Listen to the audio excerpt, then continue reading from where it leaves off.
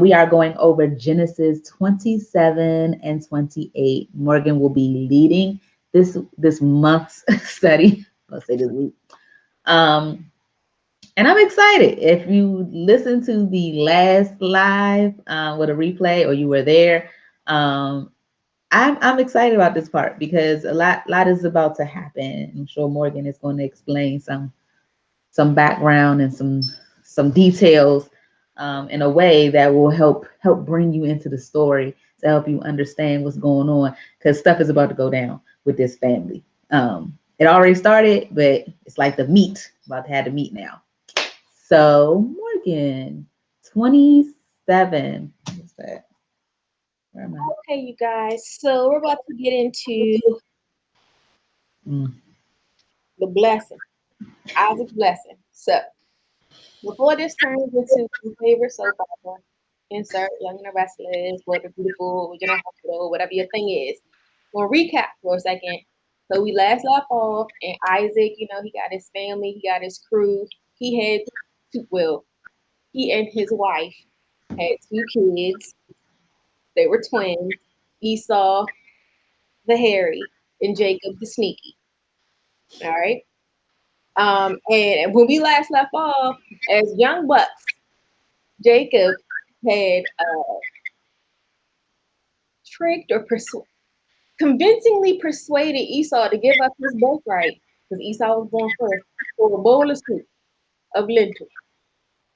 And that's pretty much the gist of what goes on here. So you can see what we're working with.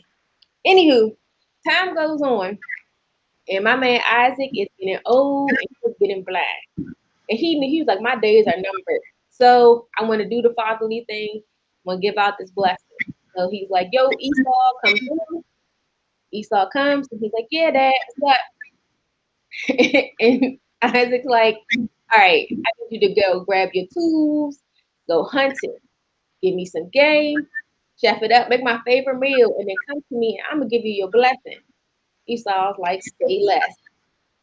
Meanwhile, Rebecca was ear hustling, so she listened in and she was like, not my baby. So she goes to Jacob and instead was like, go in the backyard and get those two goats that y'all so fond of. And I'm gonna cook them real quick and we're gonna get you the blessing. That was her plan. She came up with this master plan. And even Jacob was like, Ma, I don't know, because Esau's mad hairy and I'm mad smooth. Pops is old, but he ain't that old. Rebecca's like, don't worry about it. She covered up the smooth part of his skin with some goat hair. I got goat hair. Had to cover up Jacob with the goat hair. Gave Jacob some of Esau's clothes, and then gave him the food to take into the pops. So Jacob goes in. He's like, "Hey, Dad, here I am." And Isaac like, "What?" He's like, "It's me, Esau." It sounds like Jacob, but okay, come here. So you're like, give your pops a hug and a kiss. So he did, and when he went to give him a hug and a kiss, he felt the hair, and then he got a little sniffy sniff. Thank goodness he had on Esau's clothes. Esau's clothes must smell like all outdoors because it had a distinct smell that Yeah. I that's that boy. That's that boy. all outdoors. So he was like, cool. Hand me the food real quick. After I eat, I'm gonna bless you. So he went ahead and blessed Jacob with everything, like abundance and power, to the point that he was to be his brother's master. All right. I mean, that's just like sketchy. Whatever. Esau returns like bet. He got his stuff. He got the food. He walked in and he like, hey, Dad. And Isaac like, who you? And he's like, it's me, Esau. And he's like, but I just blessed Esau. And he's like, nah, it's really me, Esau. And then Isaac was like, oh, well, we all out of blessings, my good guy. Like, that was it. I ain't got nothing else for you. I'm sorry. You about to be bowing at your brother's feet. Um, And that really pissed off Esau because this is not the first time, but the second time that Jacob then got him to the point that he literally was like, I hate Jacob so much. My dad about to die, but watch Jacob about to get it too. Like he was ready to kill Jacob. Rebecca, forever looking out for her baby boy, was one step ahead. So she was like, gotta protect my baby. So she made this plan that she was going to send Jacob away. So she basically persuaded Isaac that the only proper way to do that would be, she said, oh, Isaac, I don't want Jacob to marry one of these Hittite women. And Isaac was like, you know what, Max, you right.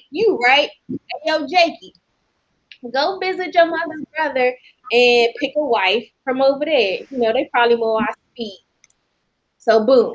Rebecca was like, go ahead and go, just until Esau calmed down a little bit, a couple weeks, a month maybe, and then come back. He was gone for mad years, y'all, but we won't get into that now. All right. Boom. So they sent Jacob away to marry one of Laban's daughters. Technically, don't we know somebody named Laban? We know. Not exactly. Not exactly. All right. So then, Jacob goes on his way and he starts traveling to the land of Haran. And one day he's walking, he's like, oh, he's tired. So he's like, this is a good place to sleep for the night. And while he's sleeping, God actually appears to him in a dream and basically just tells him how much he's going to bless him and everything. And Jacob wakes just so refreshed that he, names the place Bethel, and he basically begins the process of tithing 10% in appreciation of all these promises that God gave to him in that vision. And that brings us to the end of 28, that's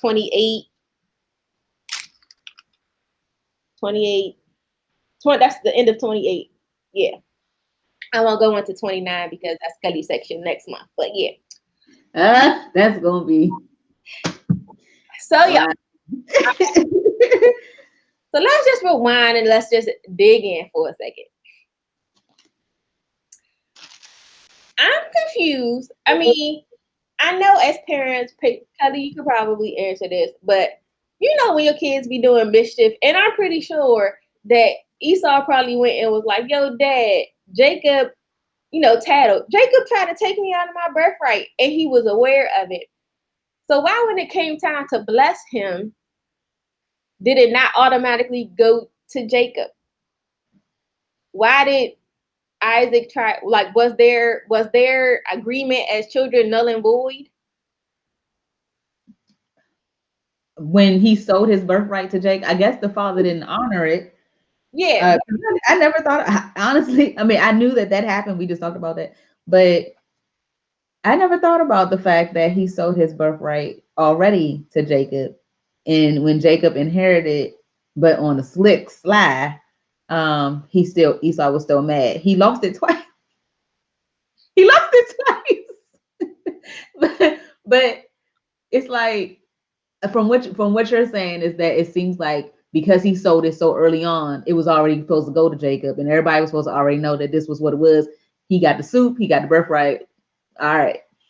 So I don't know if at that time, because it was not given, that maybe Isaac could have just vetoed the whole whatever y'all had going on with the soup. I'm not honoring that. That's some childish shenanigans between brothers. Null and void. My lineage over some lentils. Yeah, y'all not about to do that. But so I think that because it's honestly not even explained. Like, we just gonna skip over the fact that was just foolery. The Bible didn't honor it.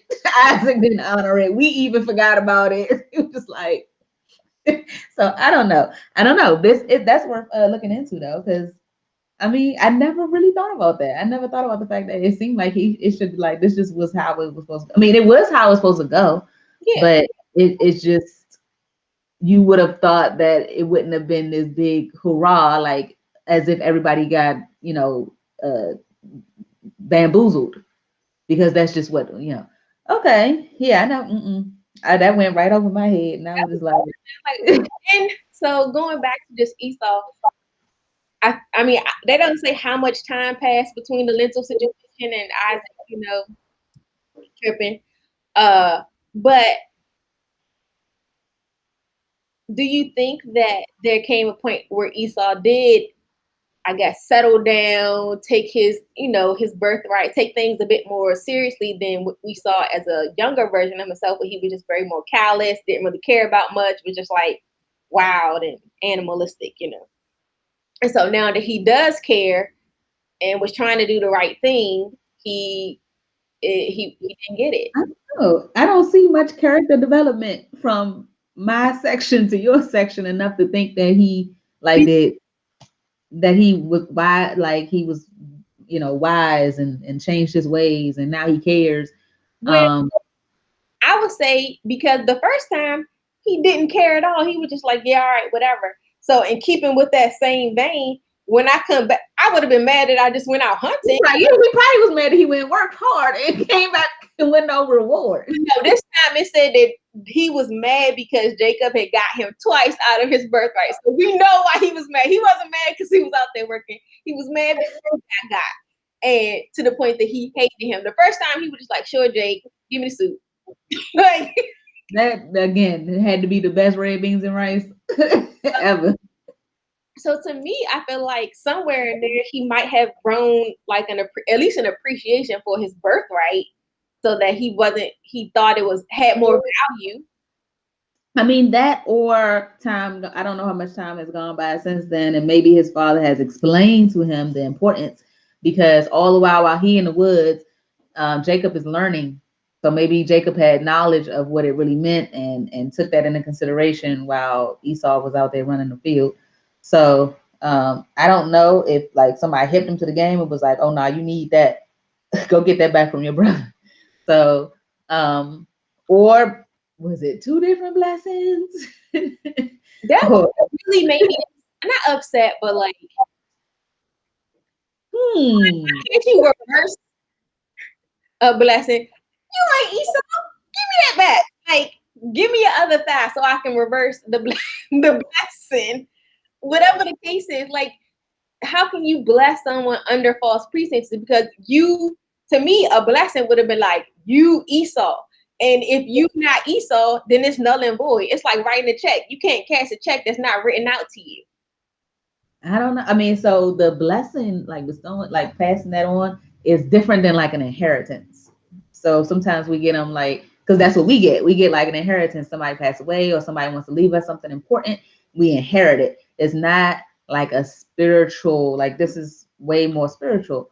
So I don't know if it has the same terms that we are, like that we understand and how we would inherit something. To my knowledge, haven't seen a person yet that said, yeah, my mom just blessed me, and they don't name something tangible. So it's never like with good fortune and going forth and knowing the Lord. It's usually like this car or this house or these children. So I think that's the biggest difference, is that we might be thinking more like on the terms of an inheritance when a blessing is more spiritual.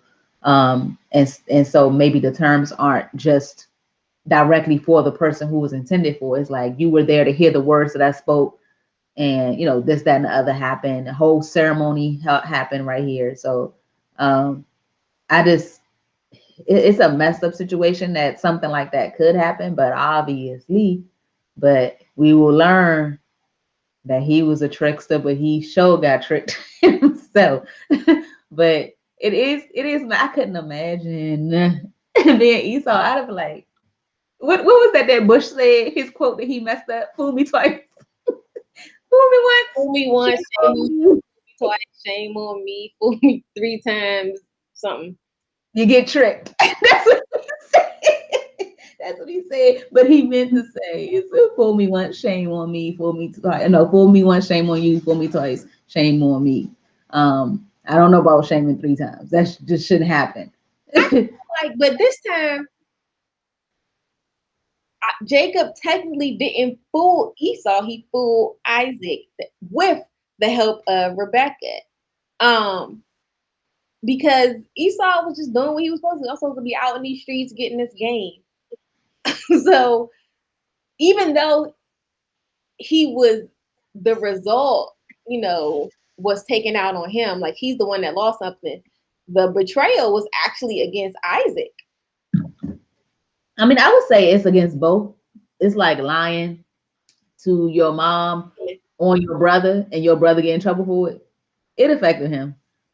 So, I mean, I would have taken it the same way as what I'm saying, even though it wasn't like he lied to Esau, it affected him greatly. So to me, you knew good and well what was going to happen to me when you did what you did. And I mean, you asked me about being a parent and like kids messing up. I thought you was going to ask me like how Rebecca, how she has her favorite. We'll get there. Oh goodness. But that's my point on there. Hold on, let me go to the beginning. Oh, I wanted to point out what we had just when I've asked Morgan offline before we got on here that there was a scripture that spoke about Jacob referring to God like outside of him knowing God himself. And I thought that that was an important piece. At what is it? 27:19? 27:19? No, 27. Like 20. Yeah. Yeah, 20. And he says, the Lord your God put it in my path, Jacob replied.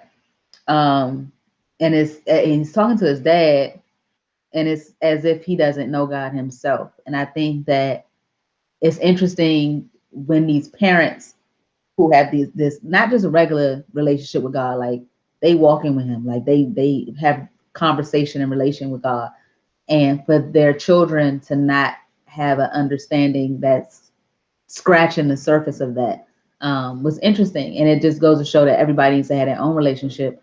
Maybe if he had that, or even if his wife had that, the situation would have turned out, it would have turned out the same because it was meant to go to Jacob, but it wouldn't have happened in a way that hurts so many other people. Like I know Isaac was hurt, like to be taken advantage of, and you're older, and it's just sad that people do that to older people. Older people get taken advantage of all the time. But you wouldn't think like and then for a wife to go through that length of extent, like she couldn't just have a conversation with her husband and be like, well, I think, or the Lord has said, like, so it's just a lot going on with this story where it's like, y'all couldn't have no family meeting, just talk this out. So, because I did think about it, and as I reflected back, to me, what it signifies is that when they say the Lord, your God, because if I were like my God, I'd be like, well, what God you be praying to? Because I know y'all be praying to some false gods up in here. So you need to make sure we talk about the same God. So yes, the same God you be talking about. But also, as we reflect back, God has only appeared or had, like dream conversations or revelations to mostly just the patriarch of whatever family we're following. So I think it was more so of a respect thing, like this is the person that you revere, that you go seek guidance to, that we then follow or get direction. So I don't think that it's that they weren't aware, because I feel like if they weren't aware, he wouldn't have even known to say, the Lord your God provided for me. I think it was a thing of just a respect for his position and his relationship with God, to let him know, well, clearly it didn't happen that way, but it was a tool to say, your God gave this to me, because if I was like, oh, my God gave this to me, I'd be like, witchcraft, like. Really? I was taken aback. Like something like that, I think probably could have been a real situation, because we haven't seen, except for when Sarah got pregnant, there has never been a mention of like God or angels speaking to other people directly. It's always been through the patriarch, and then, blah, blah, blah. Even when the angels appeared to Hagar, I mean, I guess people can say an angel is a direct lineage to God. But for the most part, it's always been the patriarch, and they're the one that gets the lesson, that gets the voice, that gets the vision, and then they set course. I mean, they saved Lot, the angels, but I mean, I guess Two of them stayed Lot, but the main one stayed back. Remember, he said, "I'm gonna send my God." The one that was supposed to be God stayed back, and he sent. the one that was supposed to be. Oh no, but I was saying like, um, I guess it really depends on the context and your heart and how you say certain things, because we're not here to hear these words. So it really like I gotta read back and make sure like what kind of conversation was this? Because as parents, my parents did this to me. I don't know if this is right. But and me and Maurice do this to our kids, but not like in their presence. My parents did it in my presence. But when something goes a certain way and you say your child, you'd be like, your child did that. Or when you talking to your brother, be like your mother. It's like an emphasis on the fact that right now that's a you and her thing. Like that's from your side of the situation. But I understand what you're saying as well. So I guess it just again got to read back and see like where was he in heart when he said your God, because that's not something that I would say. Talking to like my parent or talking to my friend, I wouldn't be like, yeah, your God came to me today. It would be like, our God is an awesome God. How we speak now. I know people, Yeah, that's siblings, true. will be like, my mom, we got the same mom. But they be like, yeah, I'm talking to my mom. Or my mom said this. We got the same mom. What mom say? But they legit say my mom, my dad, I my. don't get to do that because I'm the only child. But I'm just saying, like, No, I always wanted to say, Ma said, come here. Never got a chance to say it, but that's a me thing. it's overrated. It's overrated. I do want to say this because I wasn't able to find it, and maybe I skipped over it. But you guys know the study Bible that we had, and so it gives like a brief little synopsis of this section, and it says that Jacob was already the son that God had chose to like do all the promises when He made the promises through Abraham and Isaac. So I'm curious to know. I didn't see where if it specifically said Jacob, but clearly this was supposed not maybe not this way, but he was supposed to be, the one all along. I guess my But it's not, hold on. Because go ahead. I'm sorry. I gotta find I guess something. my question on my line of thinking would be how else would he have gotten this if not through trickery and betrayal unless Esau died some way? What other way would he have gotten this right? 25, 23. So 25, 23. Um 25, 23.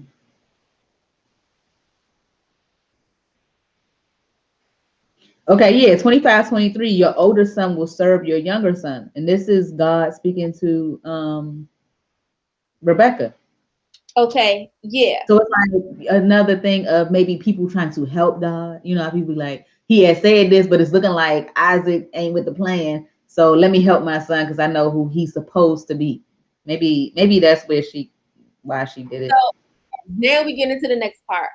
What would make Rebecca stop wilding out? It was clear that her and Jacob had already forged a more tight knit relationship since childhood, but to the point that you gonna lie and trick your husband. You don't know how many more days your husband got left to live. It could be 2. It could be 200. We know back in the day.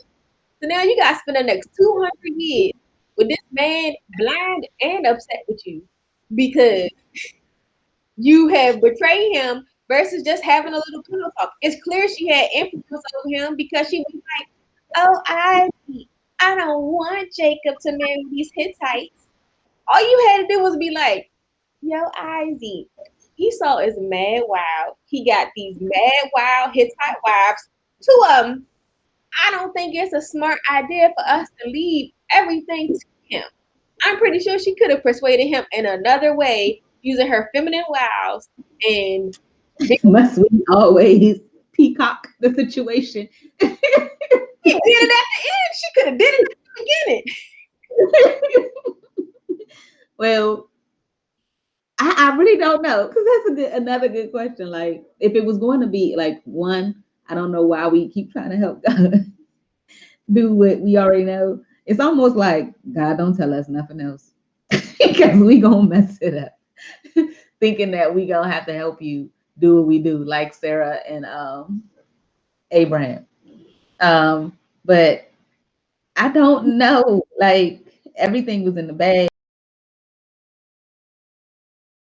because, like you said, Esau was already doing him and not seeming like the personality type that would need to go forward.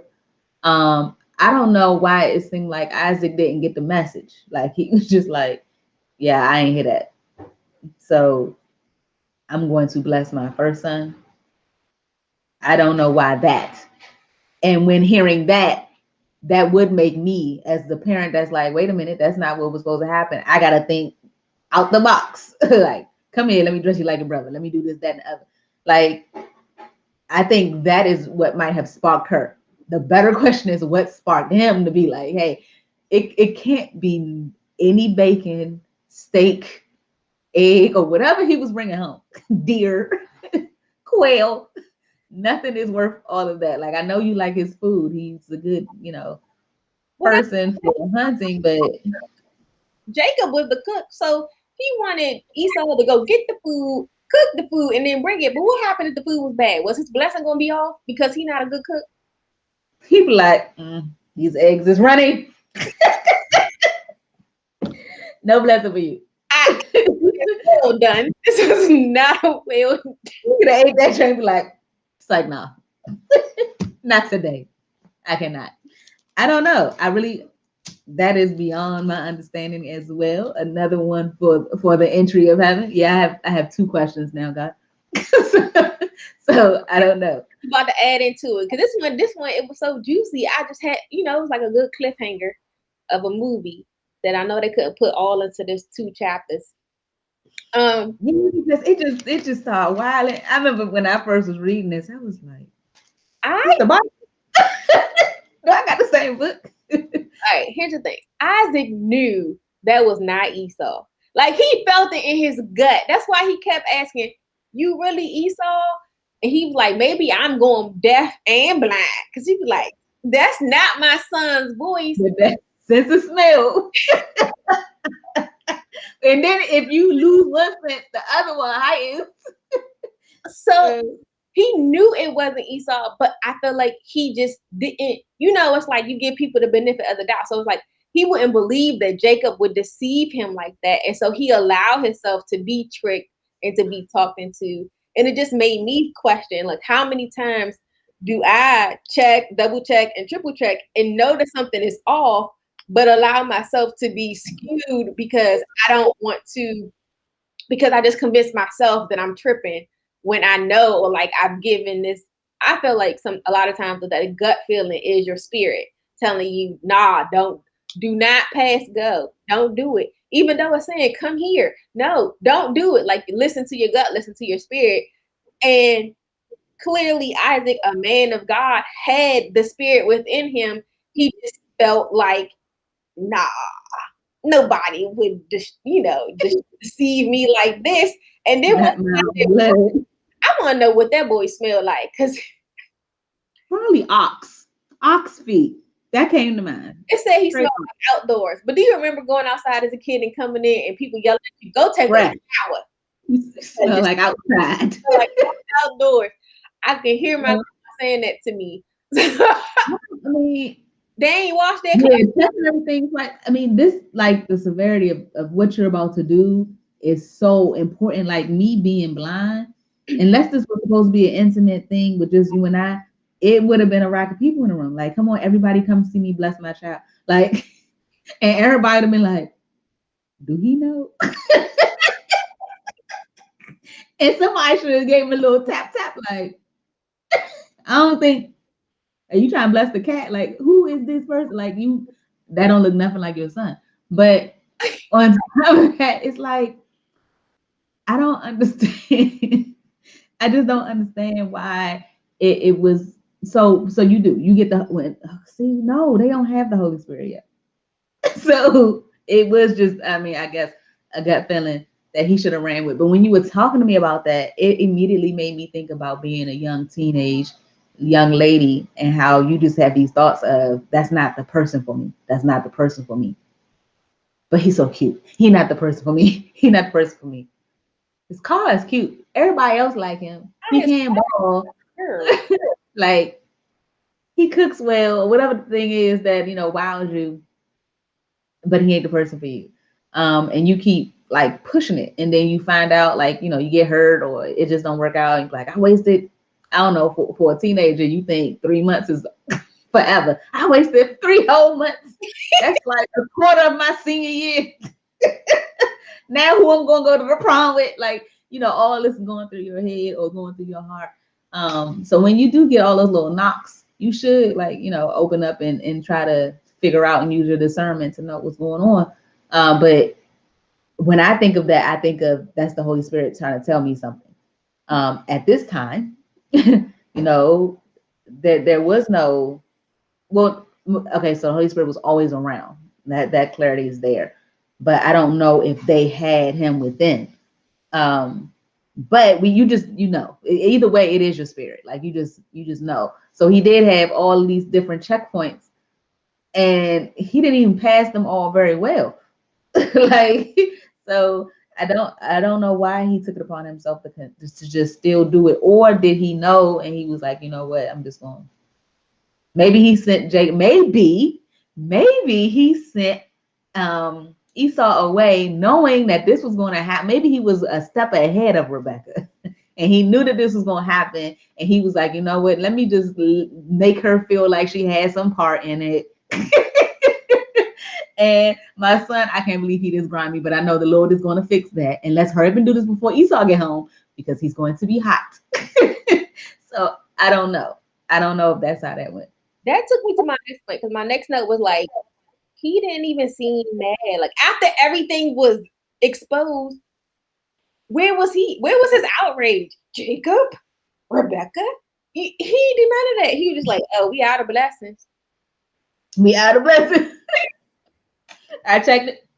Yeah, none of those. It's all gone, son. Like it's not there even. Yeah. Fresh out. He didn't seem upset that Jacob tricked him. And he even technically blessed him more because he was like, hey, get out of town, get you a good wife, have you a good life.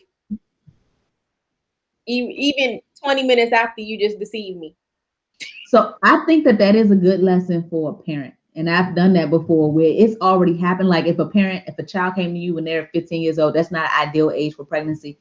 But if your child came to you and they were dealing with this and that is what it is, you could spend a whole bunch of energy going through the motion of telling them how they wrong. They knew when it happened that it wasn't what the plan was for their life. That's not what they planned. That's not what you planned. But obviously, like life only happens when God lets it happen. So obviously this is going to be okay if we can help the situation. So I've seen parents who just go off the deep end and you just carry that child down even more. Or you can say, you did something wrong, but this is how we can like twist it and make it a good deal. It's not saying that you're going to pamper it and make it as if it's not wrong. Because again, God gonna fix it like he fixed this situation.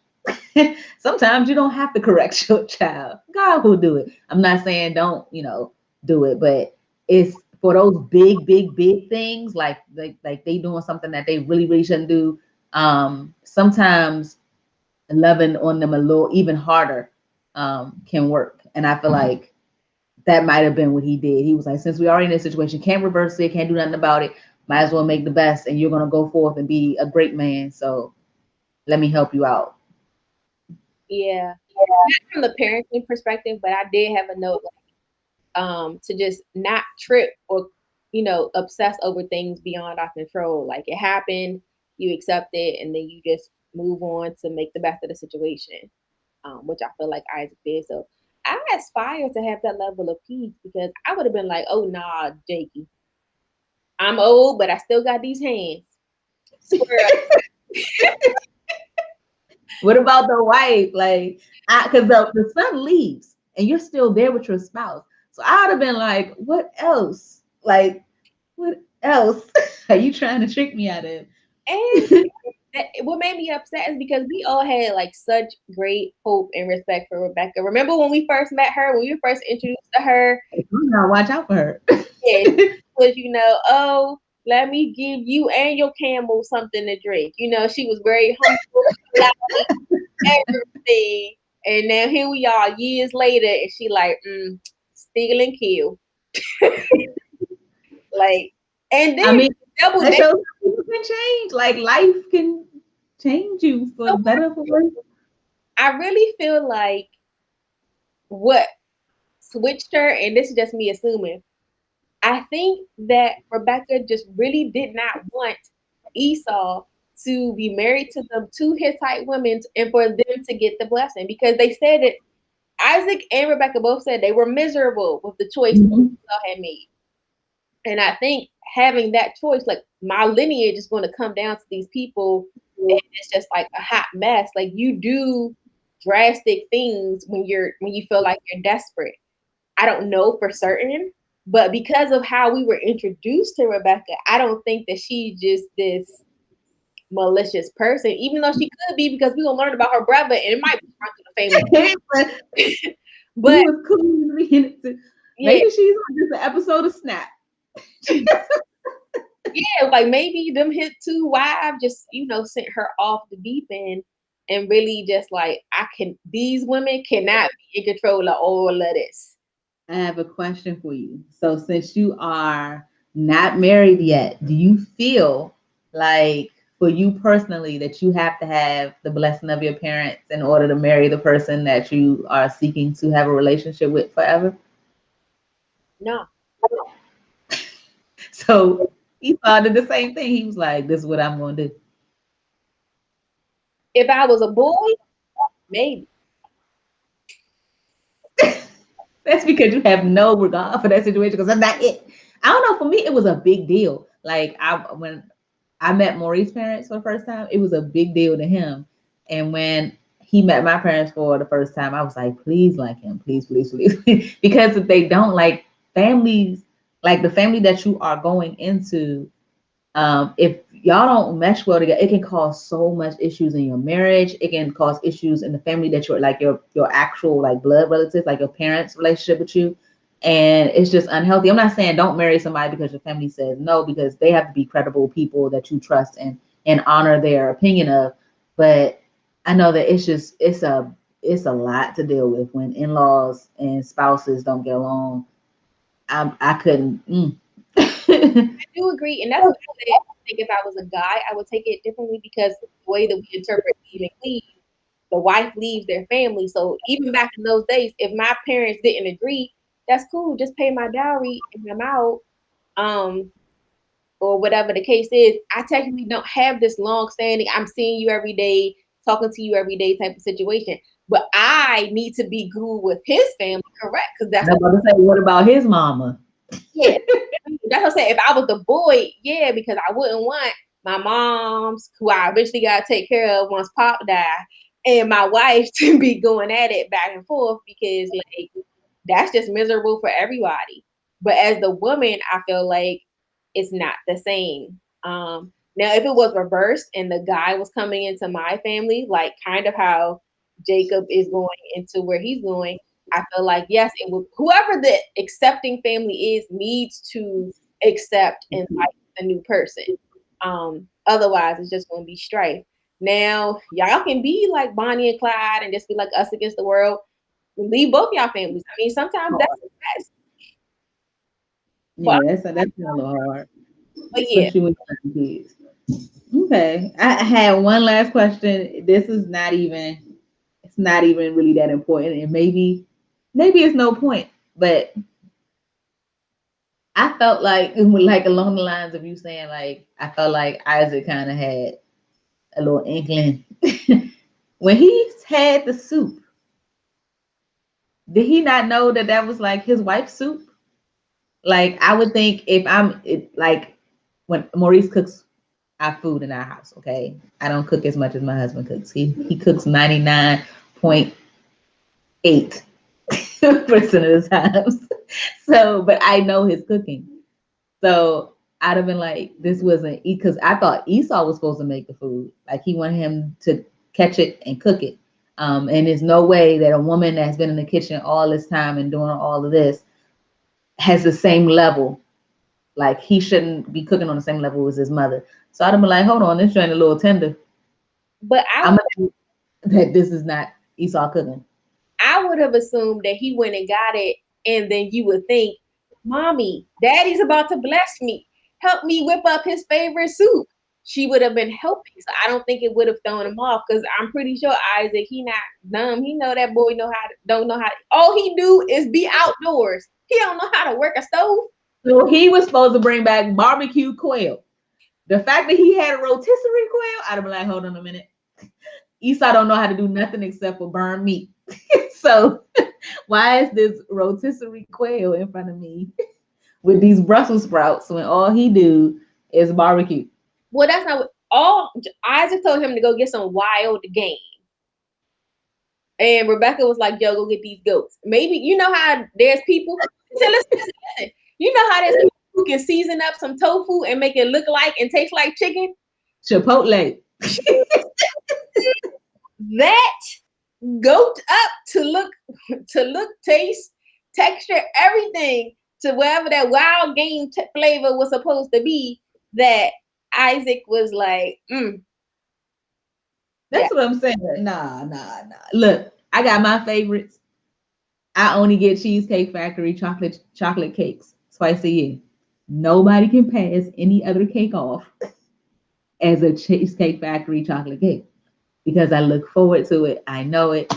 Either that or he just, like you said, he was just older and just like, it's cooked food.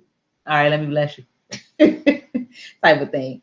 But again, I don't know if anybody else was in the room. Like, was Rebecca there enough to say, like, the vouch should be like, yes, this is Esau. Yes. I mean, I don't know. They're so wealthy. Where were the servants? Why am I cooking? Maybe that's why she made it. Like, where's the servants? Like, where are all these people? I don't know. But yeah. But go ahead if you had another point. I know I said that was the last one, but I just was wondering, like, Jacob's role in this, but then his feelings. Like, how do you look at a parent that you know is capable of deceiving your other parent at such a level?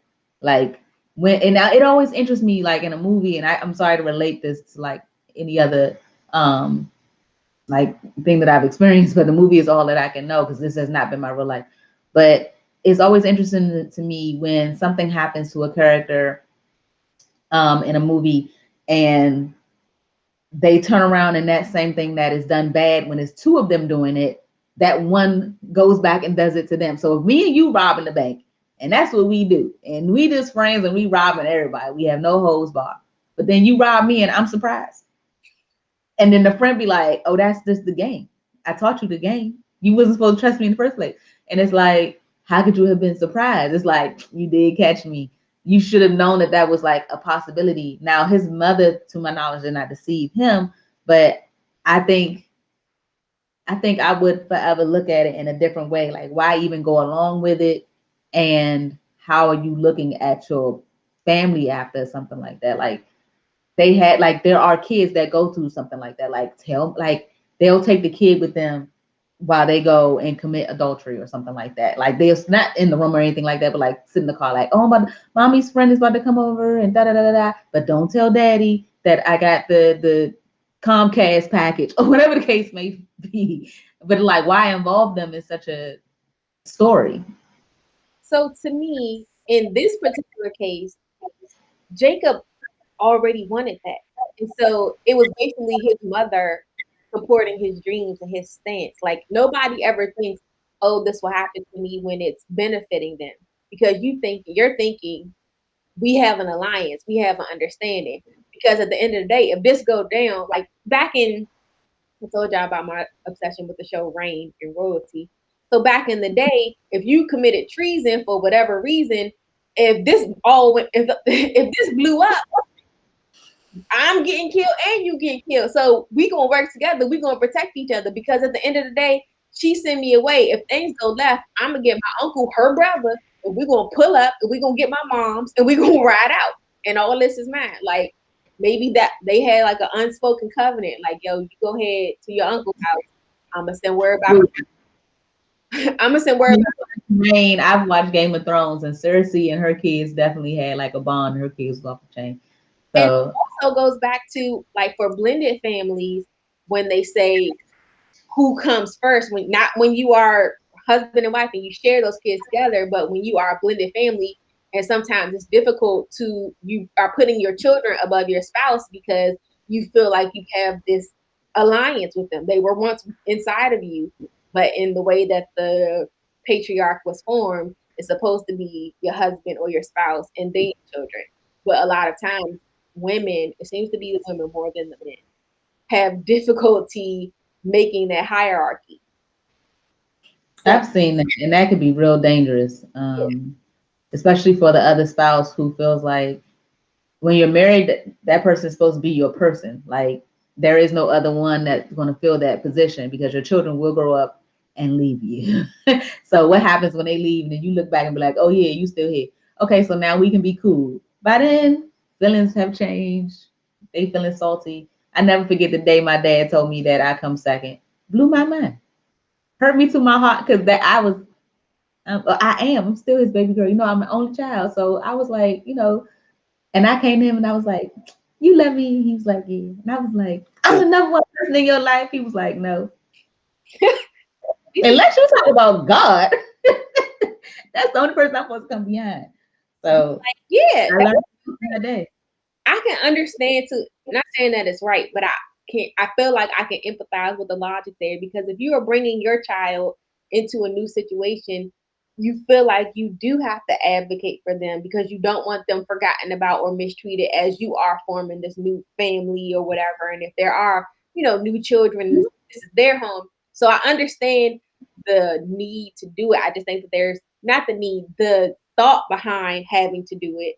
I just think there's a proper way to do it and integrate it. And like you were saying, beyond if your parents agree, is your child agree? Like, are you going to marry somebody that your child does not like? Because that's going to be a miserable, however long them kids is young till they can get out. Yeah, you can shape how they see marriage and everything. Like they can be on some I can't wait to get 18 and never come back. They don't have to come back. Your children don't have to come back. So that is a big deal. Blended families, like that's a topic that a lot of people are trying hard to like help other people with and figure out because there's so many different turning points to it. But the point that you were making about like you have bonded with your child when y'all left the first marriage. So now it's you and that child or you and your children. And then you bring this other person in, it's almost like you were already married here. And then you're bringing new people into what was already a bond. And that is kind of hard to say, oh, I have to pick this new person, even though you and I have been cool for 10 years. I got to pick this new person. This person got to be one and had to be. So sometimes it's a lot of conversation and it does definitely help when that person mixes well with your family and they already feel like, oh, that's my, that's not John, that's dad. Mm-hmm. I see how happy my mom is and all of that, but that's all in a perfect world. And most of the time that's not the case. And it can be very difficult. But that's not their situation. I do feel like they, during those younger years, they grew that bond together that clearly she didn't have with Esau. I don't know. I don't know what Becky's problem was. But the last point I wanted to hit was um when Jacob, not Jacob, yeah, when Jacob started on his way, he had a dream, and this is to our knowledge the first time that God actually appeared to him. And even when he appeared to Jacob, he said, "I am the God of your grandfather, your father," like, and all this right here is yours. So he told him what was good, and when Jacob woke up, he, was like, "Oh, I'm about to start giving God a tenth of everything I get." That's how good that dream was. You ever have a dream when you be like, "Woo, I'm about to be a millionaire"? Like, I ain't had that one, but I did feel good on occasion. uh, It probably never got past a nice shower alone. Like I just want to take a shower by myself. Like the kids knocking on the door, the dog sits right outside my shower. But anyway, so if I had a nice shower dream, that's best. So my question is, and maybe everybody should respond to if they have time in the chat. But now that we have said that so many of the things like um, sacrifice and different things are antiquated, we no longer do that. However, a lot of religions or churches still abide by the 10% rule. that was set out here in the Old Testament. Do you feel like that should change, or why do you think that we still hold on to this logic? I think it's a starting point. Just like in finance, we have the 50-30-20 rule, but it's not a rule that fits everybody. So 50% of your income should go towards needs, 30% should go towards wants, 20% should be saved. That's just a nice starting point.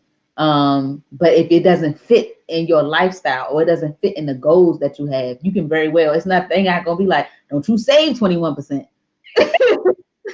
How dare you? Like, you are going to fail at wealth.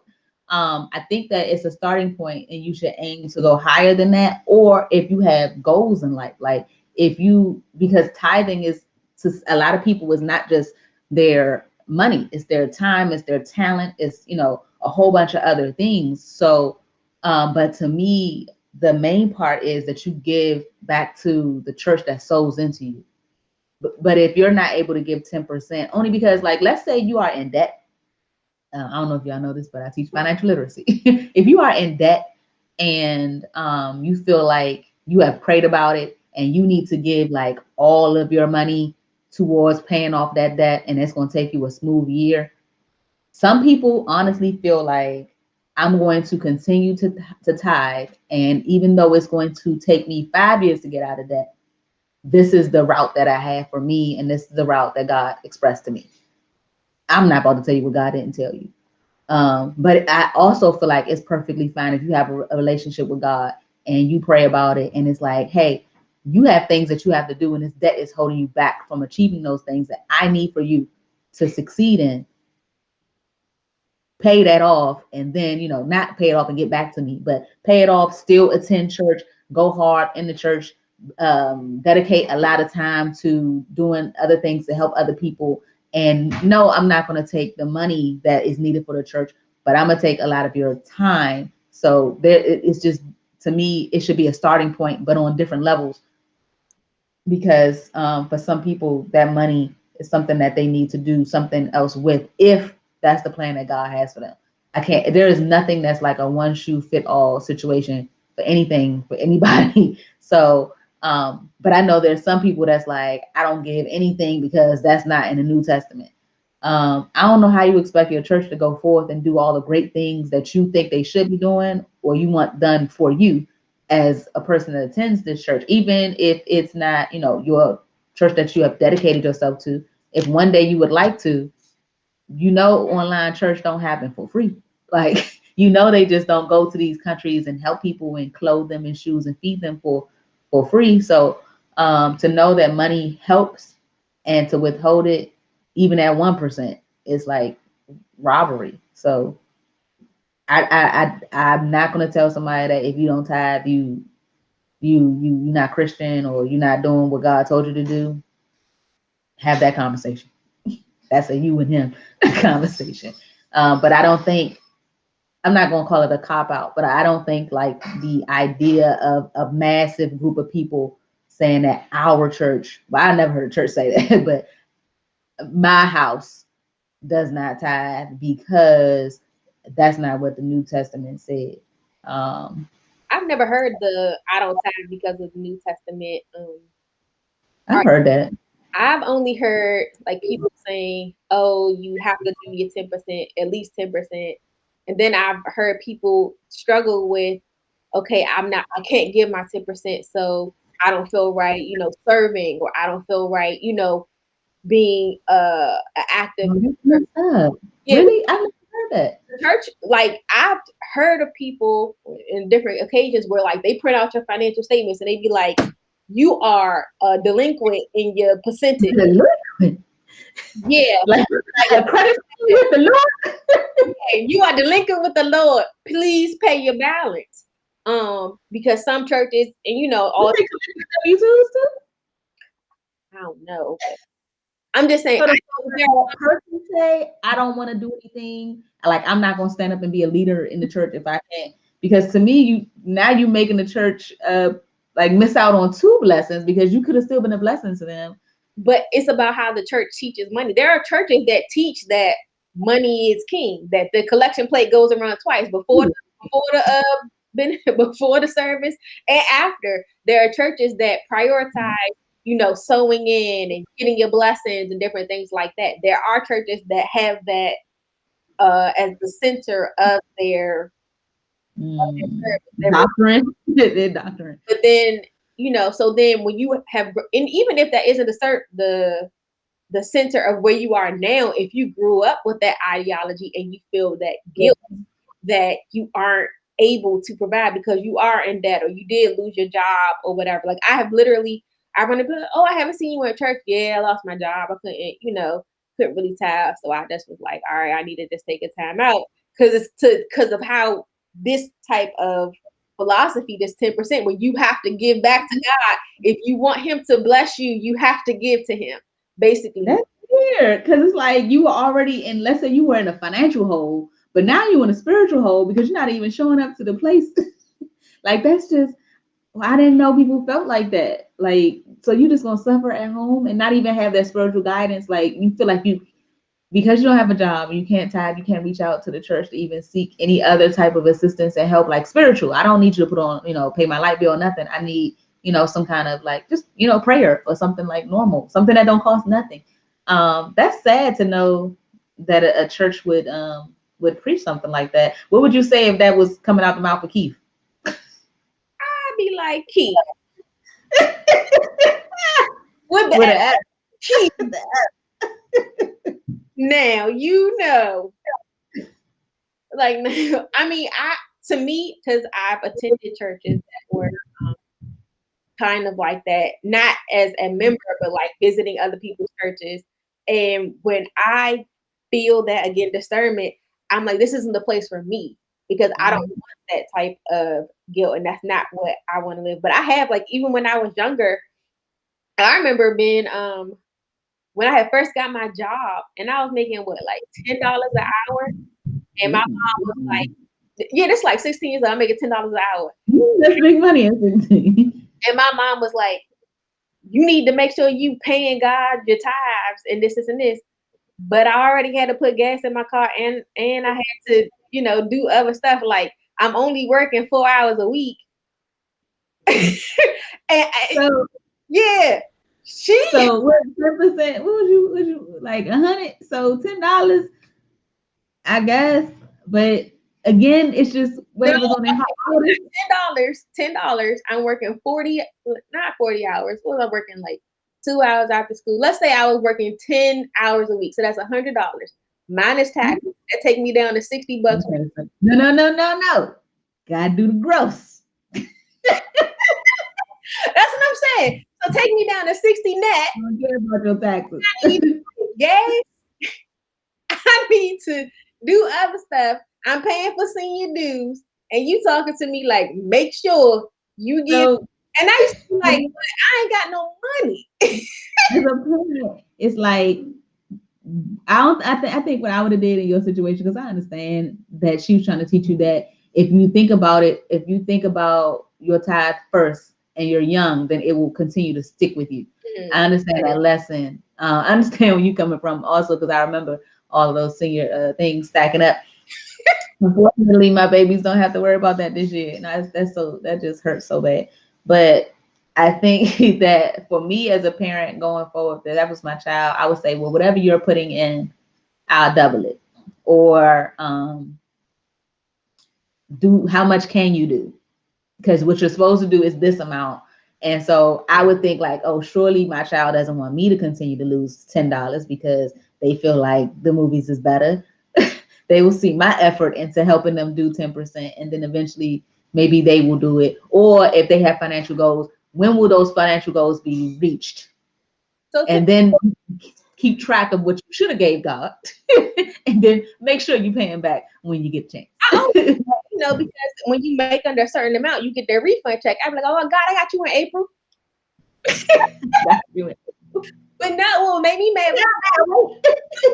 a month ago, I ain't even had no job and I wasn't tithing at all. So now, like, where's the middle ground? Because if I ain't had no job, you will be tithing for the household. Keep that up. I would say that to your mother.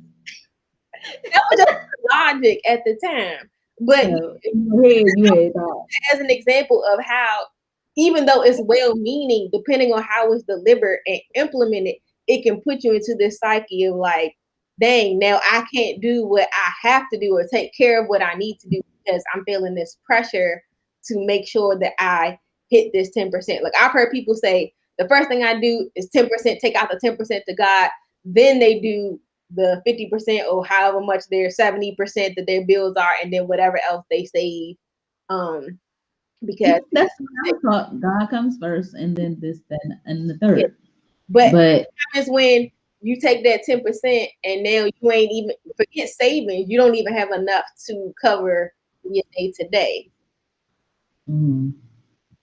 Yeah, I mean, I just personally, it's kind of like how your financial portfolio is.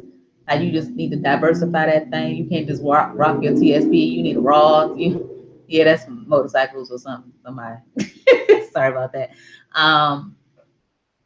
I definitely feel like if you are giving 10% and it causes you to feel like I gotta go get a second job, so now I can't volunteer at the shelter, or now I can't, sing praise and worship because I got to do my night job.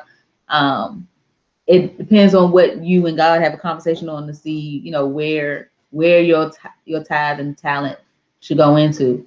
I think that you definitely should tithe something if you feel like you can't. But what should get you is that if your tithe is $10 and you say all day, every day, I can't do the $10, God, I got this, that, and the other to do. But then your friends say, hey, you trying to go to IHOP and you spend 17, you should feel some kind of way. That was money that you could have did and put into the everybody. I have always been like, you can call my dad right now. He'll be like, girl is cheap. I have, and then be like, I am not cheap. I'm just very wise with my coin. Frugal. Yes. So, but if it's something that I really want, like I've always known how to, I'ma hold it. It's like if you see something like, oh, I think I want that. I'm never just like, oh, I'm gonna get it. I like to wait. Like y'all should see my Amazon cart. I be putting stuff in the cart, and I be like, let me sit on it for a day or two. And then if I not the cart, the wish list, right? I put it in the wish list. Cart, like so I can just ready to just pull the trigger. I don't. No, wish list. I put it in the cart. No, my wish list. Well, so me and my mom share an account. Again, frugal. So I put it in the cart, and I probably wait like maybe up to like a week before I push order, and then I go back and look, and I'd be like, is this a need? Is this a want? What was I really thinking when I say that? And I save so much money by doing that, y'all, because sometimes you think you want something, you think you need something, and you just need to like sit on it for a second. Yeah, Instagram things would be getting me all the time. They be like, shop now, and I'd be like, what's the name of that? Let me see how much it is on Amazon. Ooh, look, it's $20 less. Wish list. I'll never go back to that wish list. That wish list is stacked. I clear mine out because sometimes, if I decide I'm not gonna get it, I hit the save for later, and then I'll be like, I don't even want this one.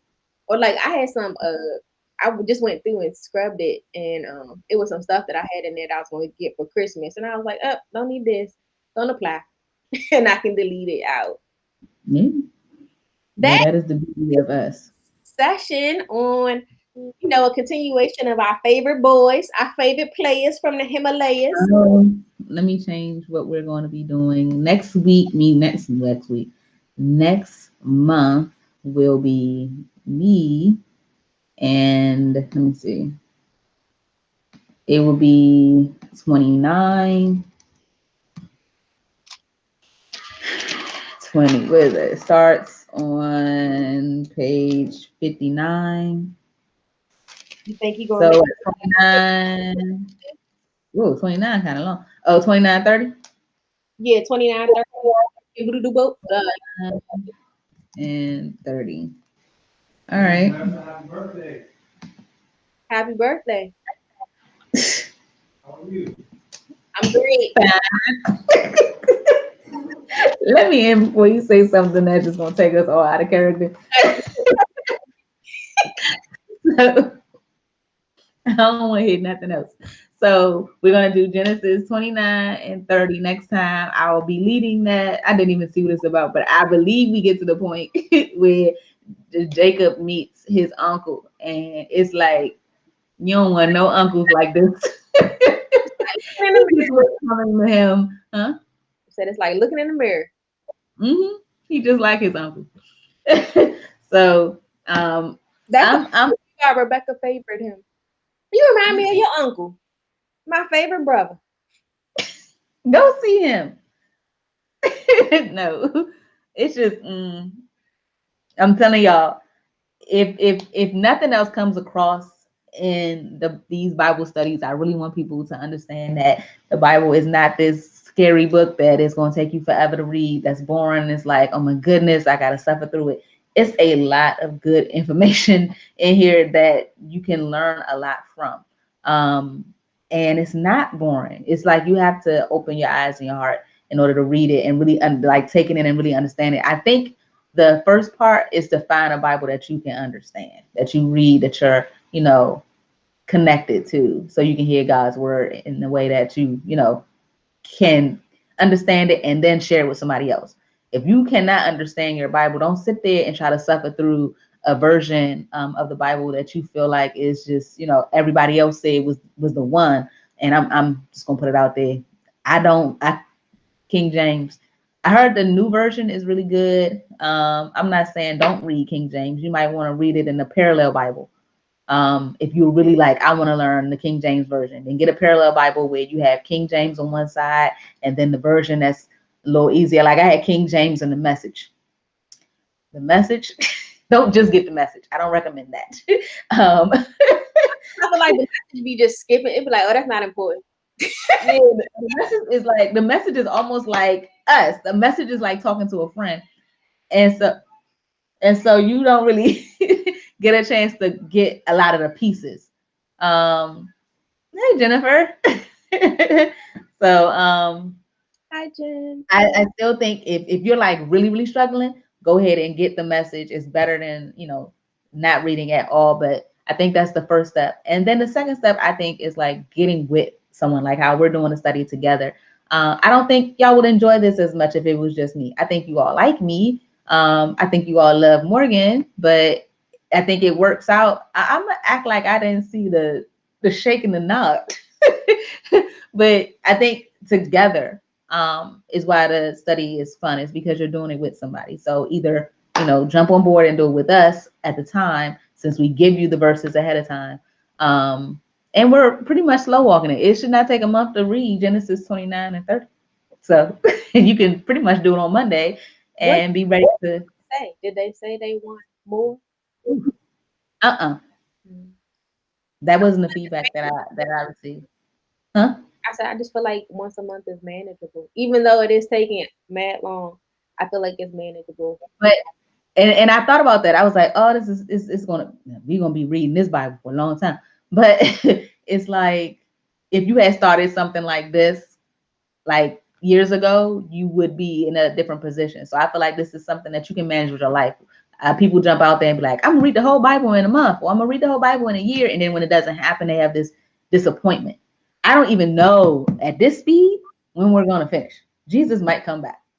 Like I don't know, but at least I know that I would rather be consistent than to try to rush through it, not capture all of it. And see, like Jennifer said, studying together is much better. I want to show y'all that. I agree with her. So and then it's almost like a small group. It's not a lot, that like it, studying in a bigger, larger group is almost like church. So when you study in a small group, that's something else you can go to in your church. So I don't know why I felt the need to have those pointers. But I really want everyone to, make sure that you don't wait till we are reading the Bible with you to be like, oh yeah, let me catch up on that. Like, it would be best to read it before we have our study and then, catch up, since that's why we tell you what we're going to do the next month. There's no need to rush it. It's never going to change. That is right. It's not. So the word is going to be the same. No need to rush it. I don't see me ever doing a year challenge unless I've already read it. And I can tell you, just to be honest, I haven't read every single word in the Bible. I read a lot of them, but I have not committed to have read all of it. So that's a goal of mine. So welcome to the goal with me. All right. I know that Morgan, you said you had somewhere to be. He does. You guys, look. All right. No cookies. My kids ate all of them. A whole pack of Oreos, the thin ones. Punished them immediately. I was mad.